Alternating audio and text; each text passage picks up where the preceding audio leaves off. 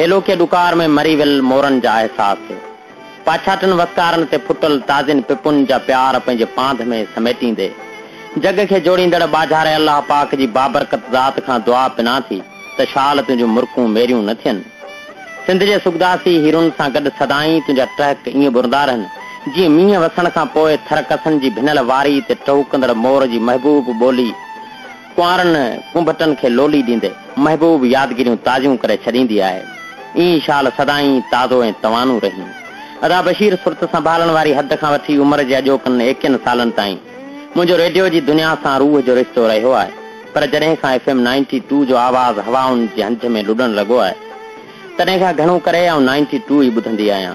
सभई प्रोग्राम सोन ते सुहाग ऐं सभई कंपेर आकाश ते चंड मिसल लॻनि था ऐं सुठनि प्रोग्रामनि करण ते अवी सभई खीरूं लहणो। अदा बशीर तुंहिंजे प्रोग्राम मिडनाइट शो जे सिलसिले अंदर जे एहसासनि में हिकु थर जो साथी ख़त लिखंदो हो।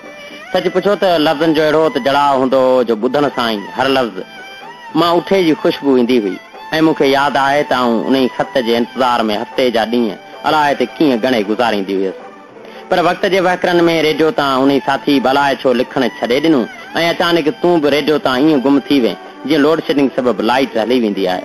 बहरहाल उहे त ज़माने जूं ॻाल्हियूं आहिनि। वक़्तु वॾियूं मसरूफ़ियतूं अर्पे छॾींदो आहे ऐं मसरूफ़ माण्हू न मोहबत जो ऐं न ई महबूबनि जो रहंदो आहे। केच न जुंबण जाए तका हले हो तॾे मूं से हले सा जा जीअ मिठो न करे सुध मूंखे बि आहे पतो तोखे बि हूंदो त हेल बादल बेफ़ायूं करे थर खां मुंहुं मोड़े अलाए त केॾांहुं हलिया विया हुआ ऐं वसकारे जी वेल डुकर जा ॾींहं खणी मुंहिंजे मारुनि जे महबूब पटनि ते लही पई हुई। बाबियनि फटकी फटकी साह ॾेई वेसाह ॾिनो हो ऐं विछोड़नि जो वाह वरण ते मुंहिंजे थर जा मोर बि मरण लॻा हुआ। मोरनि जे मरण जो ॾुख अहसास त इंसाननि जे अंदर खे उॾो ई ॼा खाइण लॻो हो।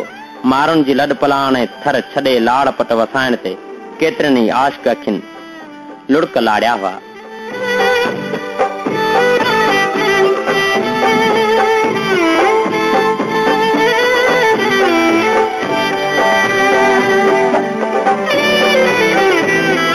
ऐं हा उहे लुड़क ईअं हुआ जीअं उमिरि जी ॾाढाई ते मारवी जा नेण टिमिया हुआ, जीअं सर फुलार जे भेल बके धनार जे मारजी वञण ते संस जीजल माउ जूं अखियूं ज़ारो कतार रुनियूं हुयूं।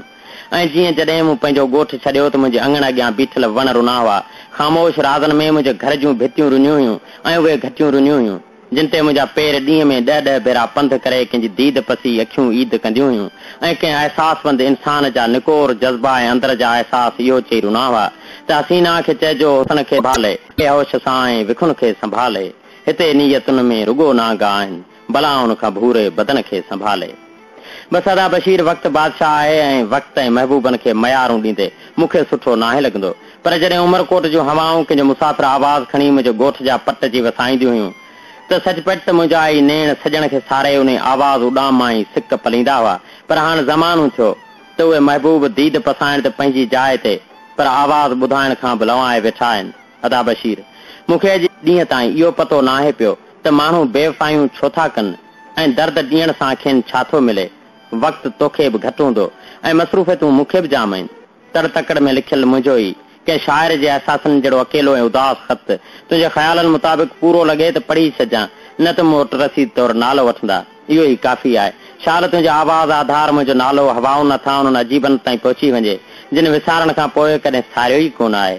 जंहिं दर्द ॾिना जंहिं सूर ॾिना सो बेक्यास विसारे कोन सघियसि। अहसान विसारे न माण्हू था एहसास विसारे कोन सघियसि। एहसास विसारे कोन सघियसि। हेलो के डुकार में